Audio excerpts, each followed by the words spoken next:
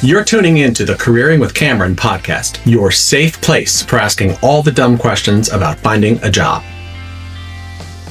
What if I told you AI could help you to find opportunities? No, I don't just mean taking your resume and putting it into a third-party service and then sending your resume to lots of companies that you may or may not be aware of. I mean, how can you utilize AI to find opportunities? And I mean the opportunities that are not necessarily posted. I mean, how do you use this tool, this incredible tool that allows you to support writing cover letters, resumes, being able to create an approach document where you can approach someone who doesn't have an opportunity open to help network? How do we go ahead and use AI to support your search to increase the volume of opportunities you can look at? Today, we're going to cover how to do that. The larger population of job search candidates are facing an overwhelming amount of job postings that they can apply to that may or may not fit what they're looking for. But more importantly, they're looking at job postings that have hundreds, if not thousands of applicants already having applied to those positions. That's a daunting experience.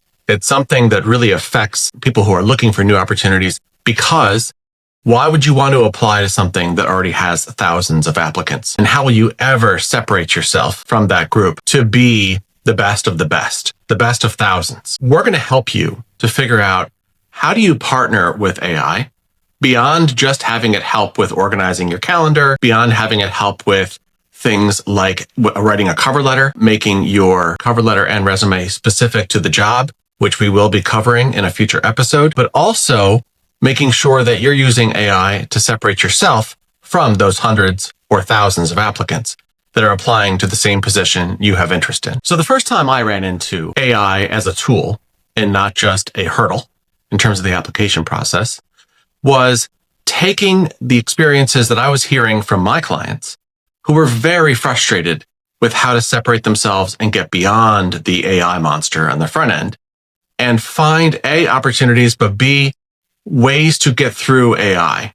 And this goes back 15 years at least in terms of AI being part of the process. It wasn't called AI then, but at the very beginning, when applicant tracking systems started asking questions around, do you have a 4-year degree? Check the box, yes or no. That was the beginning of where we are now. You were ruled in or out based on that answer. I'm not saying it's right, but what I do think is the amount of applicant flow coming into jobs was already tremendous. And then we had this thing called the smartphone that came along, and that opened up an opportunity for people to apply to a new role very quickly on their phone within 5 minutes. Regardless of the mental state people were in when they were applying, sometimes they're applying because they had a bad day. Sometimes they're applying because they're interested in the company. The bottom line is they're clicking the apply button and submitting a resume, and they may not necessarily be a great candidate. So when you're looking at those hundreds of thousands, that's not a real number. That's a number for how many people have clicked apply, but that doesn't mean they're qualified. So let's eliminate 80% of those people right out of the gates. Now you're dealing with 20% of that population that you are technically competing with, right? Looking at that population and how AI can kind of partner with you would be reversing the process.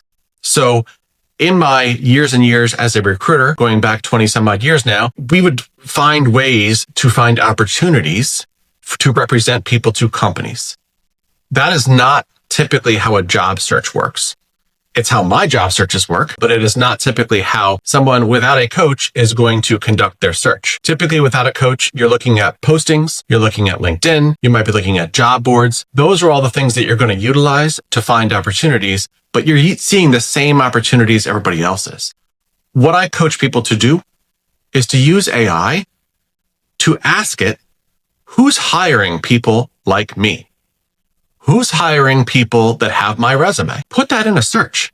See what responses come back. You will actually see companies that have hired people similar to you. Now, some of those things may be postings that it's pulling, but there may be some data in there as well. And you can play around with this to discover where are these opportunities. In some cases, putting in a resume that would be maybe a manager to you or a director to you is quite helpful when you're looking at where are they going to be hiring, because If they're hiring a new department, for example, you can find that they are looking for a director or executive. They're going to be looking for you next. So getting in touch with that person, finding who they are, where did they come from, all of those good things. That's something you can glean from AI. The other pieces you can take from AI are things along the lines of, why are they looking for this person? Put that job description into whatever your engine is that you'd like to use in terms of AI. I have a few that I recommend. I'd be happy to work with you on that in coaching and setting up, projects for these types of things. But understanding, what are they looking for? What are the people that work there? What do they have in common? The beauty of AI is that you can drill in pretty far to understand the hiring tendencies that an organization may have in a specific area, especially based on that role. It will be able to cross-reference LinkedIn if you're using it correctly. That's another piece. Create the skills that you have to match what they're hiring or complement what they're hiring. That may be software. That may be managerial style. There's a lot of different avenues that you can go down, but AI will help you finding that data. The other piece that you want is to take your resume, take that job description, put them both into AI, and ask AI to give you the questions that they may want to ask you in a screening call. Ask AI to give you some of the ideas that you may be able to bring to them to support that position, so that in your cover letter, you'll be able to approach those titles and ideas to gain their interest.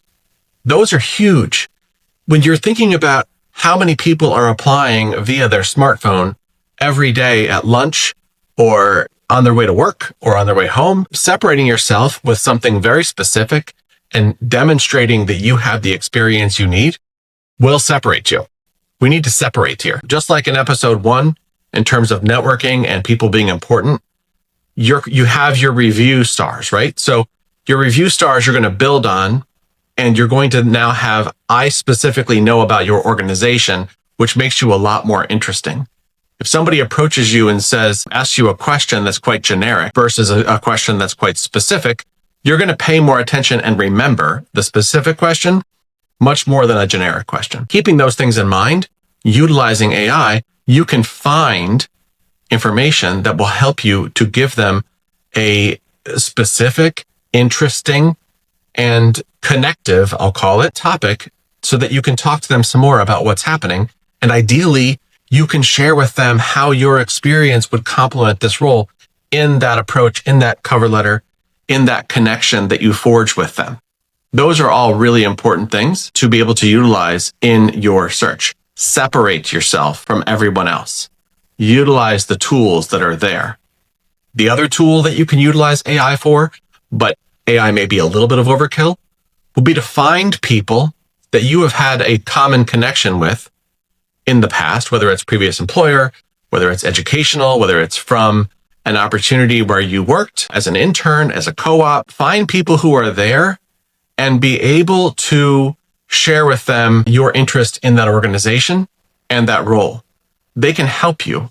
Increasing stars, again, this is, the networking piece from episode 1. So if you're graduating and you're getting ready to apply to a position and there are who knows how many, if you're at a career fair, you're going to see a lot of people in front of you in line, and that's going to be pretty demotivating for you at that point. You can certainly do that, and I recommend you do connect with people at career fairs, but you can also reach out to them and specifically have a conversation around some of the experiences either you have in classroom or co-op or internship or any other experience that you've had along the way in work. Those are things that are very important to separate yourself and to be able to speak the same language that they are. We've discussed quite a few different tools that you can utilize AI for in your search process.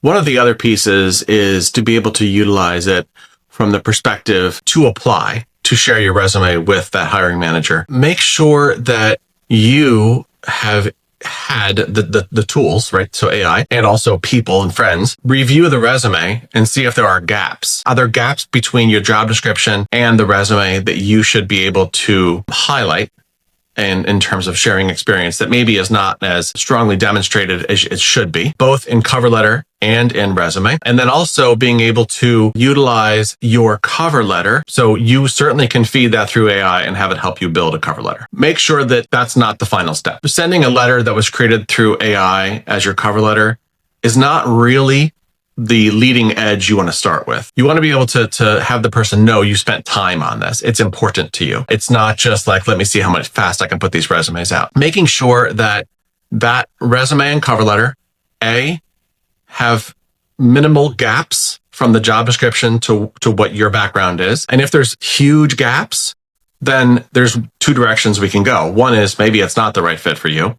And two would be maybe there's a way to network to this person to be able to understand, is it really something that's far-fetched? They may appreciate that more than just receiving a resume and wondering why. The other piece of this is to make sure that you're a real person with your cover letter. Cover letters are interesting because many times people don't include a cover letter, or when they include the cover letter, it's because there's a change happening in their lives, whether it's relocation or whether it's that they're doing a pivot into a new career. The cover letter piece for recent graduates is more important because you want to be able to share with them, A, why you're interested in your organization, what your interests are going forward, and then also how you can be part of this organization and help them. So those are all things you want to make sure that you can include in your cover letter.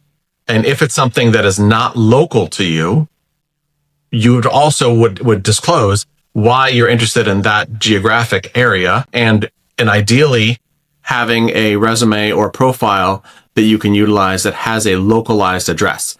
So maybe it's a friend that lives in that area. Maybe it's family that lives in the area. Those are things you want to be able to include so that they realize they may not have to relocate you. That's an additional fee they probably don't want to take on. Those are all important pieces, right? The other piece of this is to make sure that as you are completing your profile and submitting it, you can create a project in AI and be able to go back and reflect on that when you ideally are having some follow-up conversations with that company. They may call you and it takes you a minute to figure out, what was this position about and why did I apply to it and what's important to that role. Having that project folder already set up makes that so much easier. Another piece that's really important is beyond just looking at open jobs and companies, you want to make sure that your first opportunity is something that you're happy with. It may not be the dream job out of the gates. I'm not saying that it will be, but if you can identify the things that are important to you, whether it be culture, whether it be location, whether it be upward mobility in terms of job growth, whatever those criteria are that are really important to you, you can also include them as part of your search capacity by utilizing a tool like AI, right? So having those things set up to be able to evaluate what is this organization like to work for is important, because the second step to that is when you're connecting to people who are there, you can verify some of those things. You can verify, are they truly a employee first environment? Do they really care about their people? Why do you feel like they care about their people? What are some examples of the benefits that they provide to make sure their employees are happy? So those are all things that you may want to include with your search from the AI perspective. These are things that can be drop downs inside of, if you have a company folder, or whether you have a folder set up or a project set up, I should say, for the specific career we're talking about or location. Those will help you to identify gaps that you may have with them. This is still a two-way street. The job market may not be wonderful right now, but it's still a two-way street. You still want to at least identify gaps where you may be looking at an opportunity with a company that may not necessarily completely align with what you want. And it's better to know that before you join them than after. So have those tools, have those questions, 100%. Have the questions available to ask in subsequent interviews so that you know what you're getting into. As you interview more, you'll be able to tell much quicker. But as you're getting started, you want to have questions about work-life balance. You want to have questions about what is the growth potential for this team? What does success look like for this person coming in? And not just overall, what does success look like, and give them some criteria, which we can work with you on. Those are important pieces to make sure that you have those laid out, so you have a well-rounded picture when you're evaluating, hopefully, multiple offers and deciding which one to go with, which one fits you the best. So in episode 2, we covered quite a bit around how to use AI in your job search. I gave you quite a few different nuggets of information that can help you right now, day one. I strongly recommend navigate over to the Talent Connect website. That's www.talent-connect.net and join our circle. AI is not something that is growing slowly, right? So there are new capacities that it offers all the time. As we build that circle, the audience for not only recent graduates, but also for experienced hires in terms of career movers, AI is going to be an important component of that. And the way to keep up with it really is by connecting with us via our circle. If we can help in any way with one-to-one coaching, I would be happy to have a conversation with you. You can certainly reach me through the same channels on the website and or through Circle, and we can work together from there. I wish you good luck. Please make sure you're being fair to yourself in your search process, and make sure that you're prepared for the interactions that you're having. Look forward to our next episode, where we'll be covering a little bit more about the resume and LinkedIn, and how to build a resume, LinkedIn, and or cover letter that will help you to be noticed. Stay in the loop at careeringwithcameron.com/talent connect, or check out our website, www.talent-connect.net.